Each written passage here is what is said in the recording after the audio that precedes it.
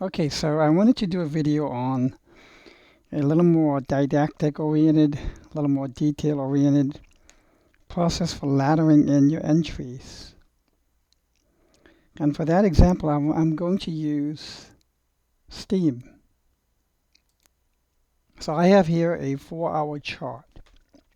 And let's say you have 0 position in Steam and you'd like to get into a position for Steam. Again, this is a very clean chart. You did your analysis, you're seeing the symmetrical triangle appearing, it's about done. It's on the terminal end of a correction, and you want to see if you can get in. I think the worst thing you can do is buy. Let's say you want to buy 100,000 coins of Steam. The worst thing you can do is buy everything in a single transaction. So let's say, okay, this looks like a good price. I'm going to buy everything at current price of 91 cents. And you buy it, and you're feeling good. You have a position in Steam. Based on your analysis,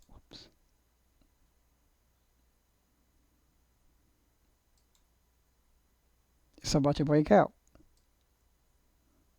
Oh yeah.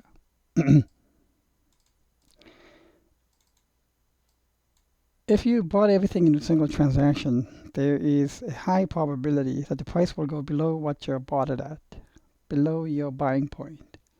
So let's say you see another one of these kind of dips. Price goes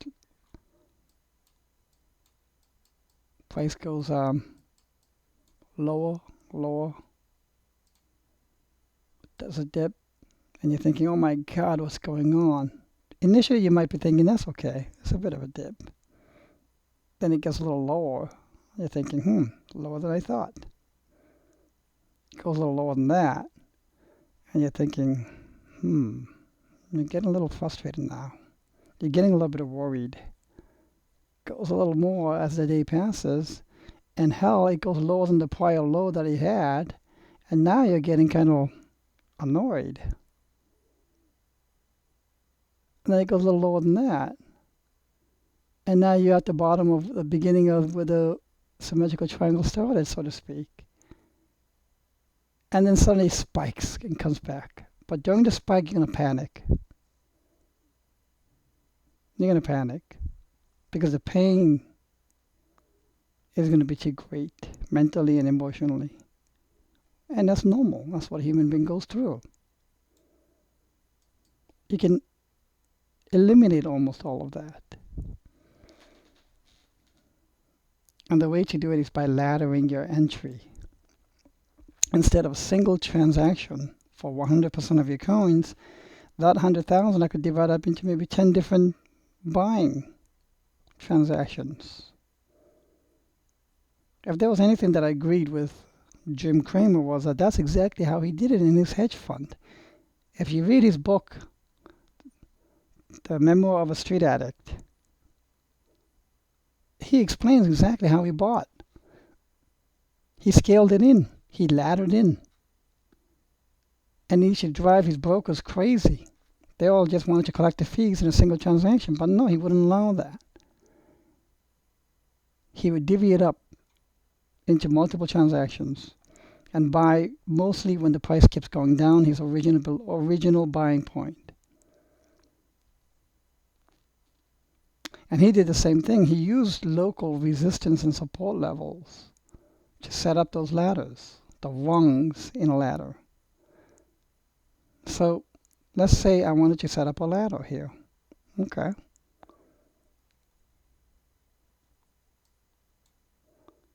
I'm going to use local resistance and support lines. I'm going to get rid of the triangle lines. Okay. The first 10,000 I would buy. Fine. Make it at current price. Perfect. No worries. All done. Okay. Then the next support line I see is somewhere around here on the bottoms of these peaks.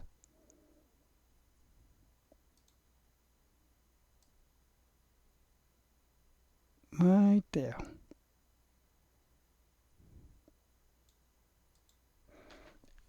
That's at 0.77.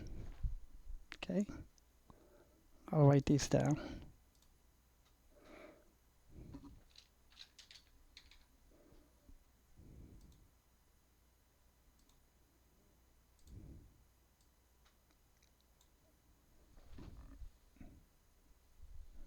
Current price is 89.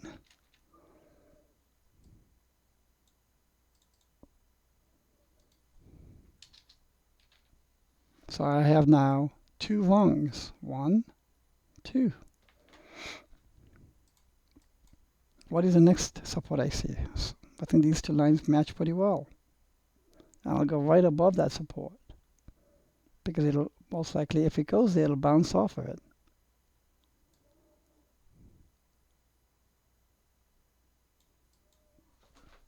That is at 67 cents.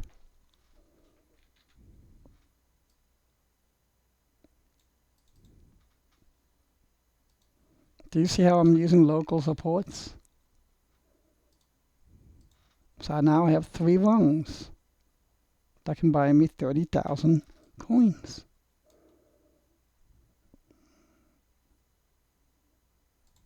I have also this support line right here.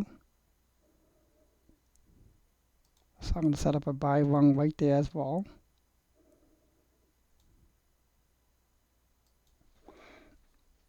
$0.60.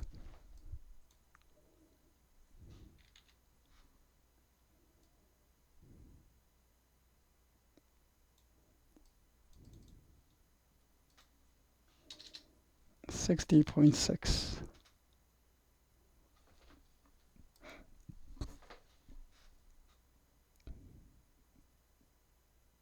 Now I have 4 rungs.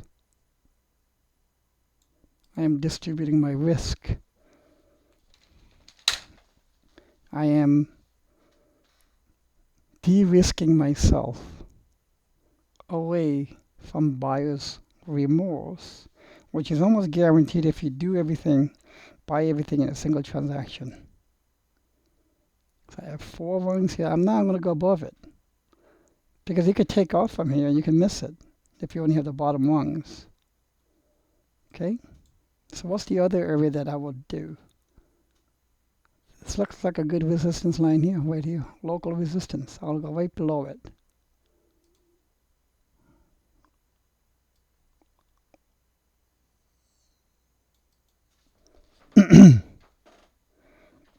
And that's $1.03. And you might be thinking, why in hell would I want to buy it at above the current price? It just doesn't make any sense, you might think. The reason is because you don't know whether you have no guarantee that from here the price will go down. It could turn because it's at the terminal end. Remember, it's at the terminal end of a correction. That means it can turn at any time. And it can surge. And you can miss the boat. And if it surges, it'll catch it here, more than likely. As long as it doesn't go like gap past it. Check out this gap. Check out this gap on GBTC. Very impressive. This is not going to end today. This kind of run continues for a while, just like it did here. Look at this gap. It gapped up continuously. And I think there might be another gap tomorrow, day after that. And if you only set, for example, in GBTC, lower buying rungs, you would have missed all of this. But if you had set an upper buying rung, you could have gotten in on some of the rungs.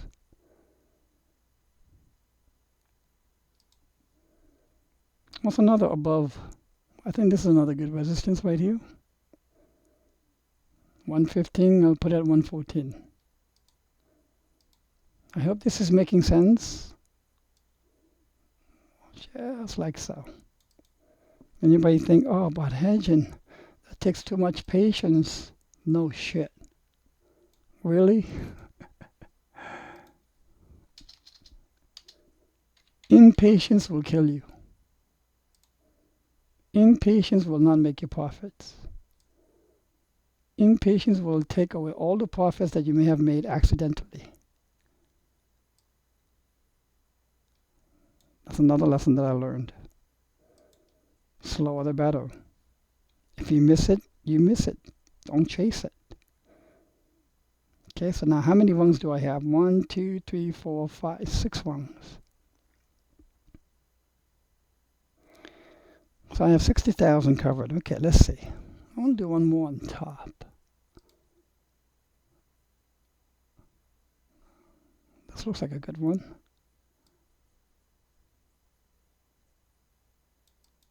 There you go.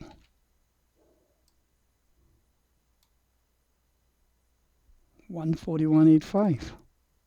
Nice place to put a rung. Oops.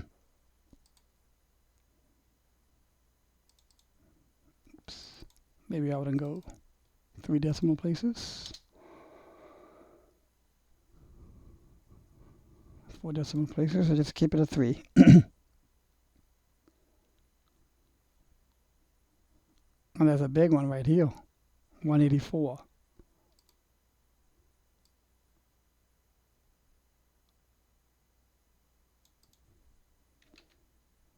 You might be scratching your head thinking, who the hell would want to buy the 184 when it's right now at 89 cents?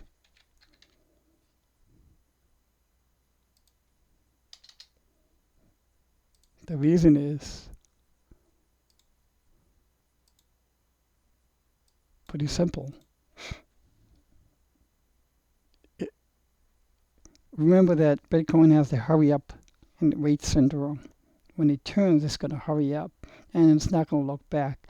And if you missed it here, you have at least one rung to, let's say, gaps up and you missed it. You got a rung there to catch you.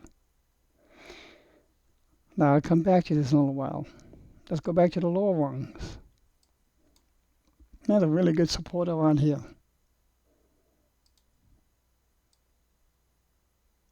You're thinking, well, gee, mini cricket, if it goes to 37 cents, I ain't going to buy that crap. And that kind of a statement alone, with only a single entry transaction, would make sense. But I want to give you an example, not a real actual occurrence, called BCH.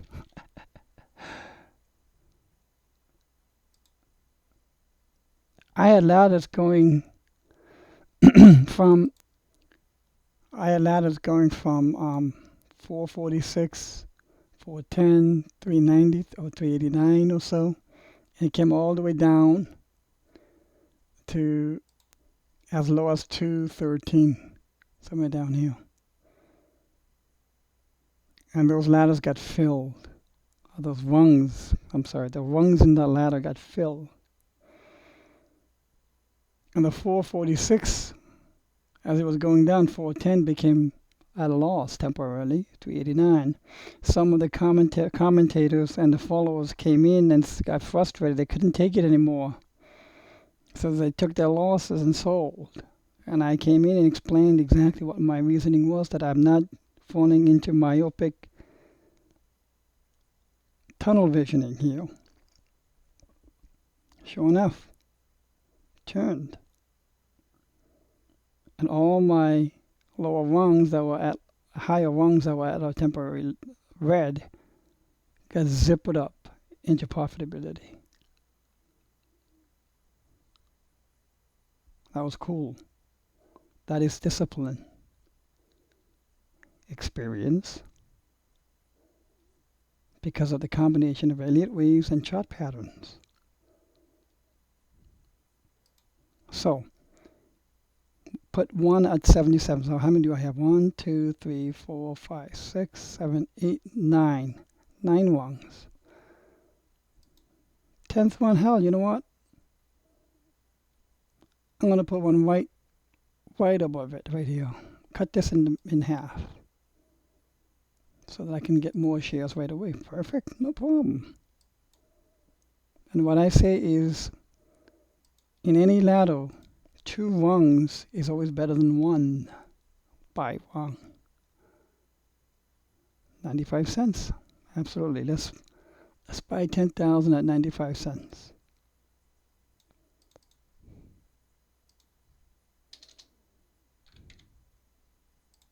Perfect.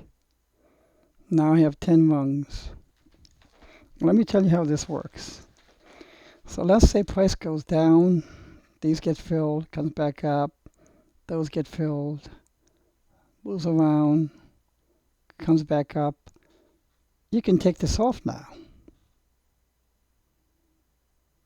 if you want. You can keep it there, you can take the blue one off. The blue ones are what I call the extremities. They're the more unlikely rungs to be filled.